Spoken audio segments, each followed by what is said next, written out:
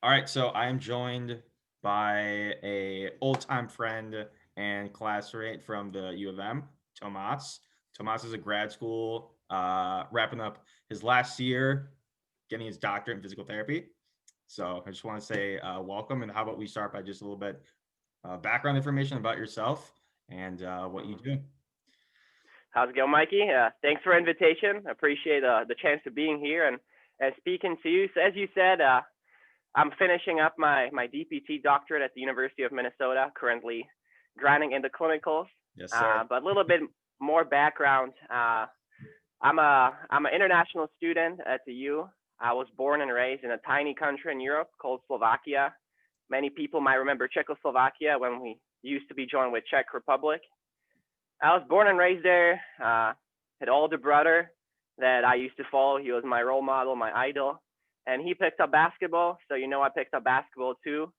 And our parents raised us. Whatever you do it as best as you can. So we both made it pretty far. We played for youth national teams back home, but we both hurt our knees. And that transition from almost being semi-pro slash pro player and career being ended by injuries led me to think like, what do I want to do in life? So I was like, well, why don't I help people not to repeat the same mistakes? And that led me to pursue, should I be trainer? Should I be personal trainer, athletic trainer, PT? Eventually, I explored all of those three professions, hoping to join all three of them together, and me being a well-rounded medical and fitness professional that can take people and change their lives. That's awesome, dude. That's unbelievable. And just one thing on that note that we sort of briefly talked about a little bit before off cuff before the interview is that it's like it seems like sometimes there's sort of the fitness world, there's the rehab world, and the healthcare world.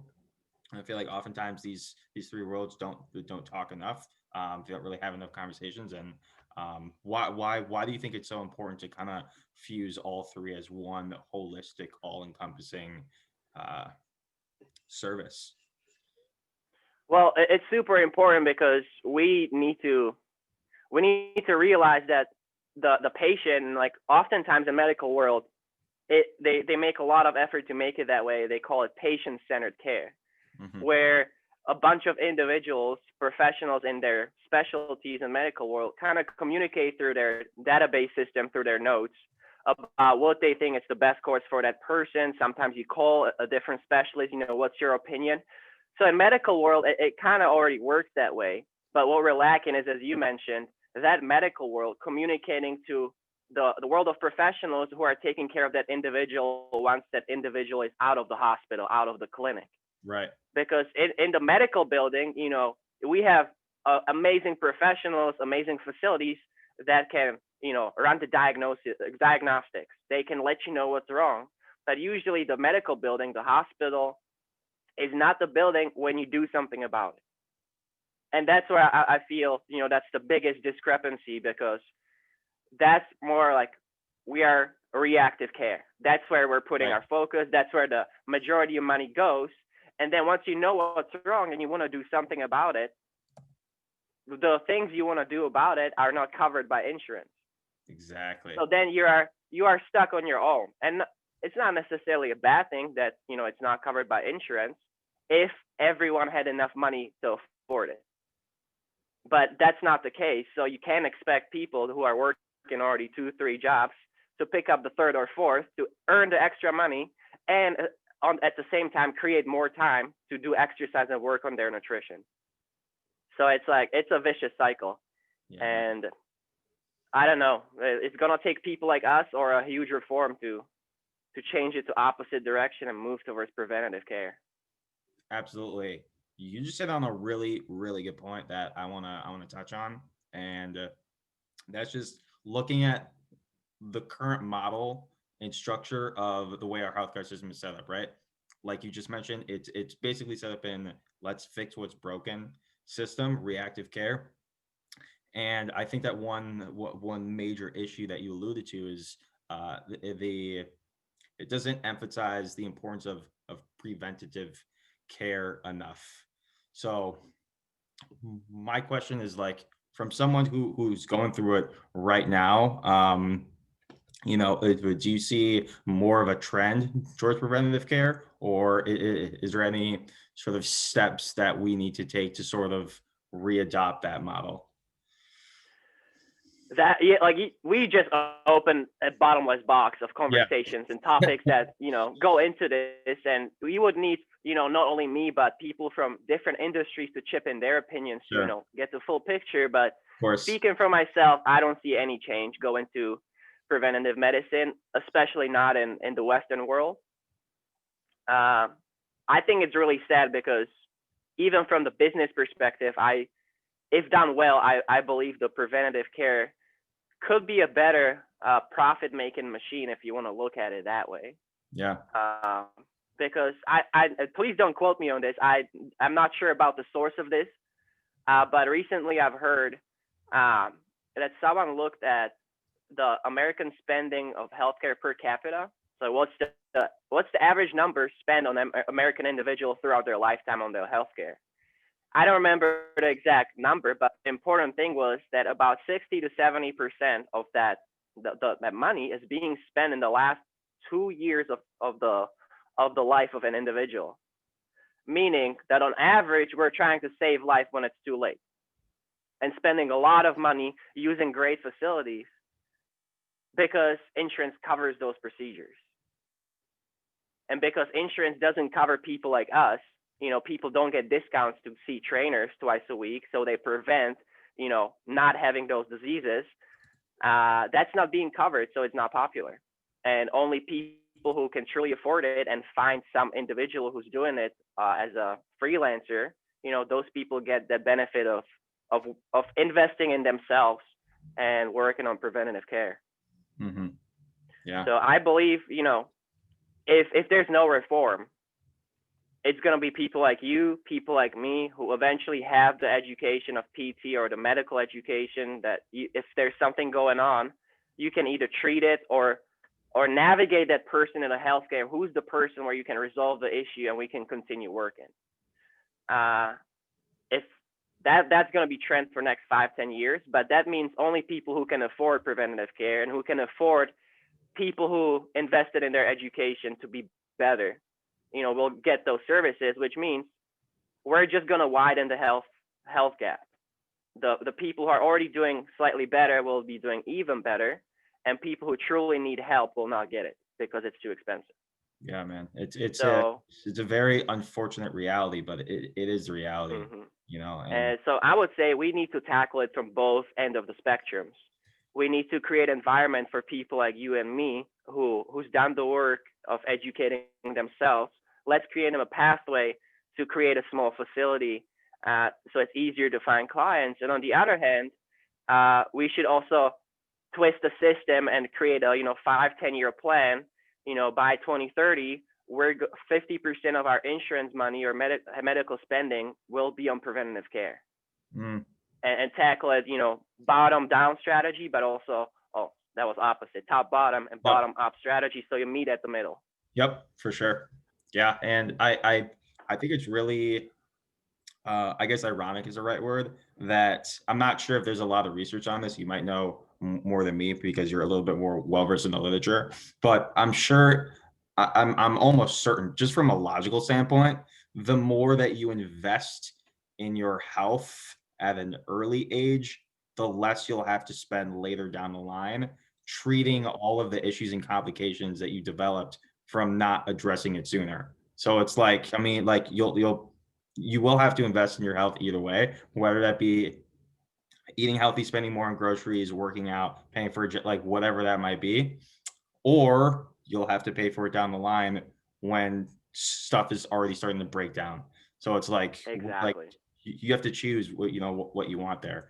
But yeah, so just from your end, since you are in the field of PT and are kind of wrapping up your last year right now, what are the common issues that you have seen or learned about that are the most common issues and barriers to specifically movement longevity and living a long, healthy life where they can move restriction free, obviously, today we live in an extremely sedentary society and sedentary lifestyle. We're sitting all the time, shoulders hunched, leaning forward. So Hmm. from your end, what are the biggest barriers to living a pain-free movement active lifestyle?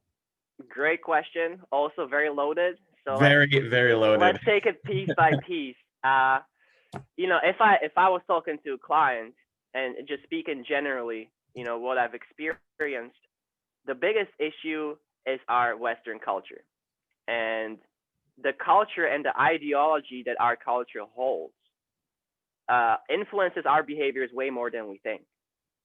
So ideologies like we believe that people are lazy, we believe that people are inherently bad, and just if you believe that, you also believe that about yourself. And we live in a culture uh, where you have instantaneous everything. You want something, you go on Amazon and you have it the next day. You want great food that is not accessible in your neighborhood. Hit Uber Eats and it's at your door in 30-45 minutes.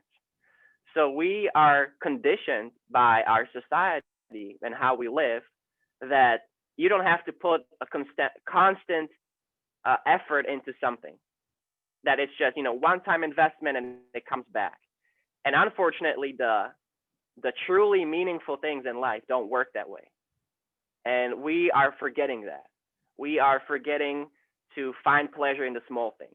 We are forgetting the pleasure of cooking with your girlfriend instead of ordering food.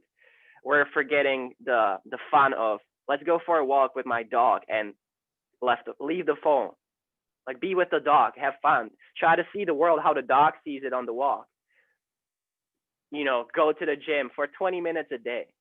Like don't tell me that you don't have 20 minutes a day. Like there's definitely people who don't. And don't get me wrong. Like yes, there's people who work 3-4 jobs and surely don't have time.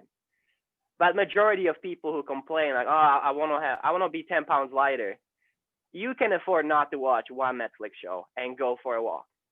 If you want to So make the time, you'll make it a priority. That's what yes, it is at the end of the day. and if I had to summarize it, I don't know if you're familiar with Jocko Willink. Oh yeah, Yeah. So he's got a great book called Extreme Ownership. I've read it Uh, multiple. yeah. So I love that mentality, and I've heard it from my other person that I like to follow on social media, Peter Attia, a former MD. He said, "I love working with people who own their problems." And what I mean by that is, for like I'll use my as example. I had two knee surgeries about 2.5, 3 years ago. It was ACL equivalent rehab. So I was stuck rehabbing my knees for 12 months. I could not play basketball. I could not lift more than, 10, 15 pounds. Life was miserable. I was going through Minnesota winter with 2 feet of snow for 4 months. And I was depressed, man. I was down. I was like, what's the minimum effort I have to put into this so I'm back to what I used to do? Until I met my PT. Shout out to Jamie Suchi. And he was like, Tomas, look at it this way. You can't do X, Y, Z. The only thing you can do right now is balance, coordination. Why don't you work on it and see how far you can take that? Because that's going to build a great base of your pyramid. And once you get a green light from your recovery to build the pyramid up, you're going to have a tremendous base that's going to allow you to build really tall. And so that last push that was like, no, instead of looking at it, what's the minimum effort I have to put into it? Look at it, how far can I take it? So he pushed me to all my issues. Like, yes, it sucks, but if you just look at it that it sucks, you're not going to do anything about it. So look at it, how far can we make it?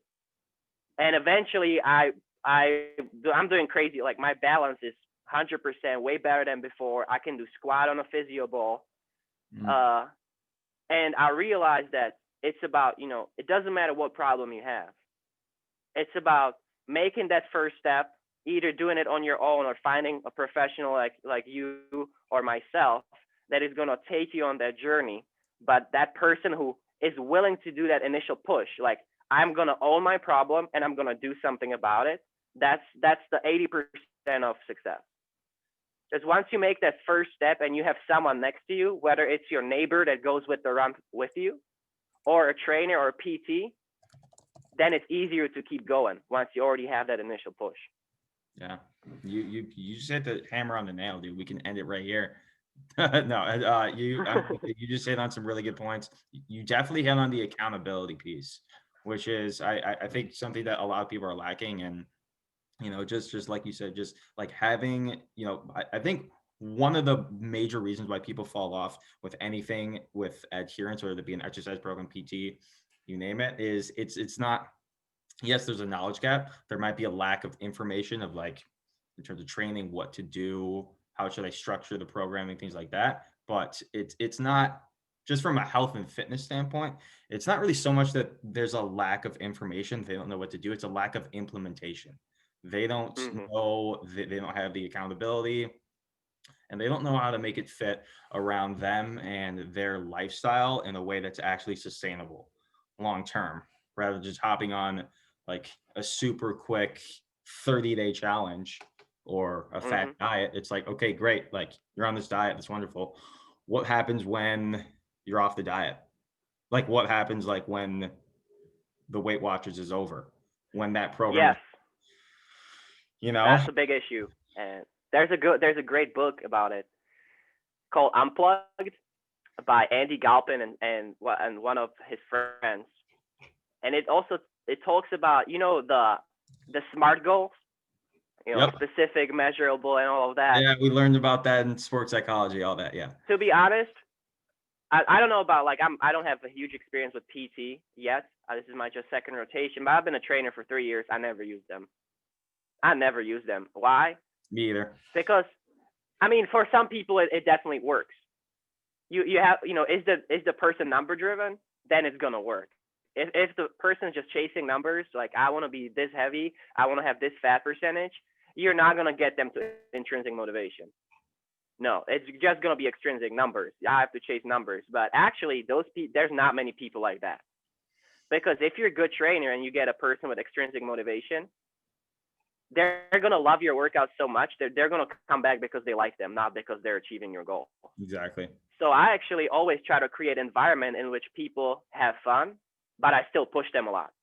So they keep coming because they like doing it, which means, what happens once you achieve your goal? Nothing, because I like doing it.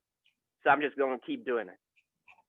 And eventually you should not be motivated to go to gym on January 1st because you want to lose 10 pounds. You should be motivated on January 1st. I want to change my life. I want to change my life for good. So instead of doing the challenges, as you said, doing something every day out of the blue, going 0 to 100, let's go 0 to 20 first. Let's go once a week. Do that challenge just once a week, but do it every week and month, and don't skip. No, like you can't allow yourself to skip. To build that habit, build the behavior. Right. And once you feel comfortable, then step it up to 2, go 20 to 40. And eventually you're going to reach 100 and you're going to be able to sustain the speed of 100 rather than going 0 to 100, realizing your car is not ready for it. So you have to stop again and fix it. And the fix is going to take another year or 2 until you're mentally ready to jump into it again. Exactly, man. Exactly. Small, incremental, manageable steps. And some things that I even work on with my clients is like, like start out doing less than you think you can do, just to simply get the reps in and get used to the habit of going or showing up like, okay, on Wednesday at this specific time, this is my workout time. This is my block. I'm making out a block and this is it. I'm not doing anything else. 15, 20, 30 minutes. Mm-hmm. That's it. And it's just building that foundation where, like you said, over time, it's so ingrained where at a certain point, it becomes automatic. And when you actually stop doing it, you start to miss it, So, yeah. Exactly. I mean, I got my girlfriend to exercise. She had chronic shoulder and knee issues, and we were really good for 2-3 months. The pain went away. Then we started slacking for 2-3 weeks, and guess what? Shoulder knee pain is back. Bam. So like exercise, and what people don't necessarily realize, exercise is not like a pill. It's not that it's gonna fix it. Exercise is a pill that you have to take every day. Because if you want to fix a thing, you have to go pretty intense. But in order to maintain things, it doesn't mean you stop doing exercise. You can just decrease the volume, but you still have to do it to maintain the Exactly. gains. What got you to the where you are is usually what keeps you there. Hmm. And so that's going on a diet. No, you have to change your life. You have to change your diet forever, not for 2 months until you lose 10 pounds and you're going to go back and gain them and maybe even more because of the yo-yo effect.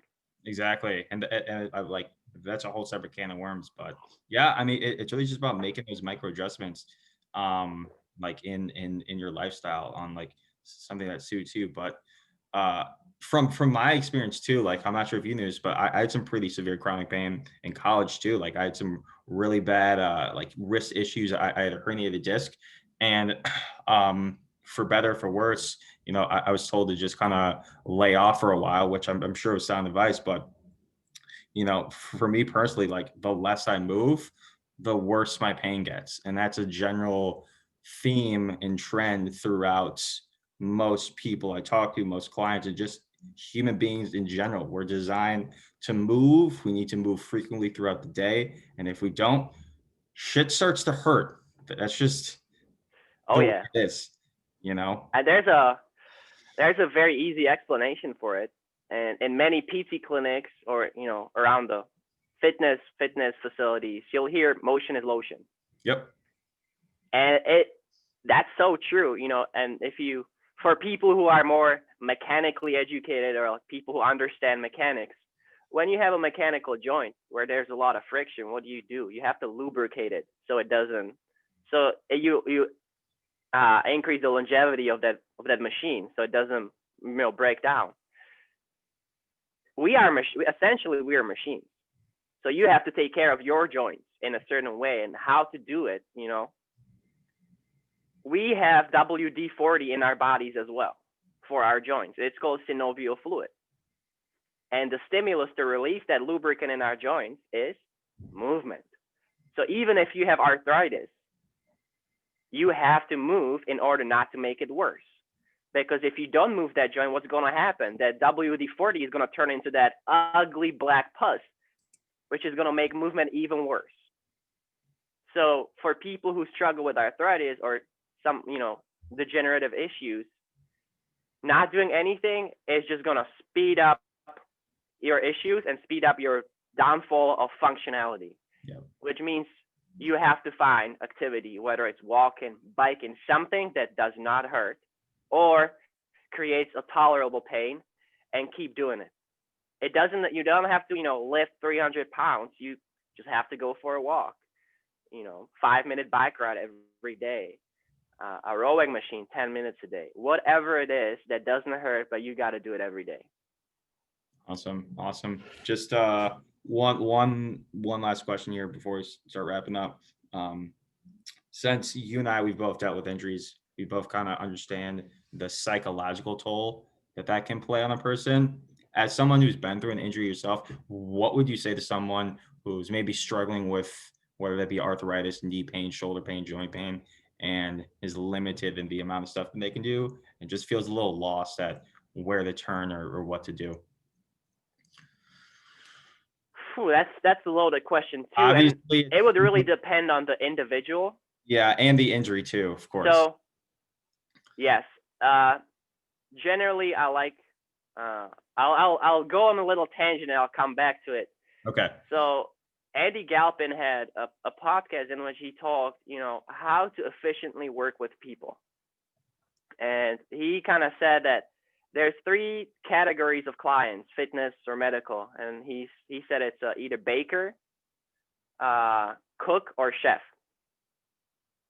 And he was like, baker is just like bacon.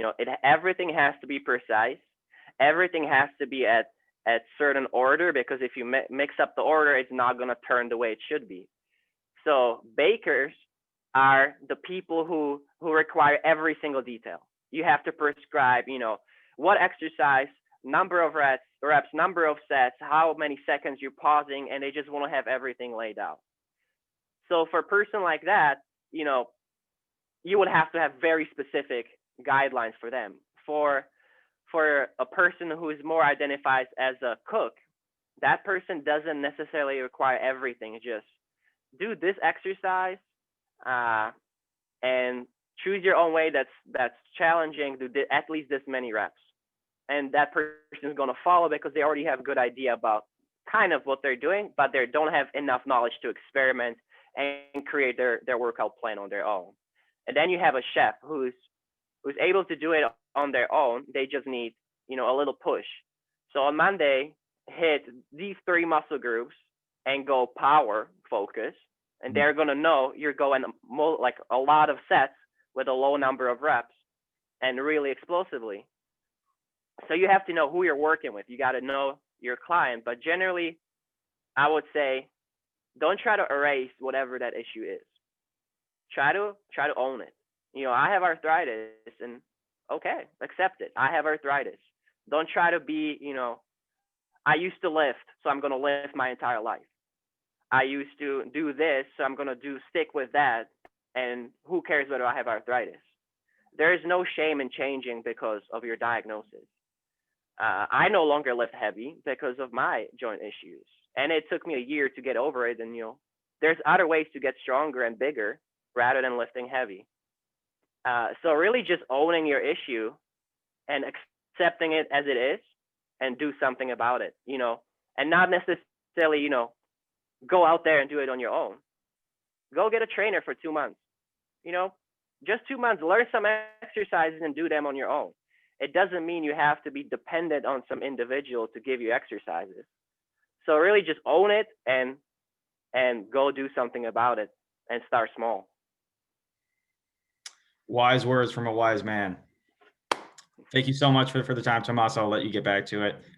Really, really appreciate the knowledge and insight as always, and wish you the best of luck in your future endeavor. And I hope we cross paths soon in the near future. Of course, more than happy to be part of this and help, yourself, myself, to make our journey worthwhile and help as many people as we can. Because I believe it's going to be people like us who get the education and will become the freelancers to carry the reactive healthcare to preventative version of it. Absolutely. So thanks for doing this. Thanks for creating interviews like this. As you alluded to it at the beginning, this is exactly what we need. Oh, thank you, brother. Always a pleasure. All right. Thanks for the invite. Have a good one. Yep. You take care.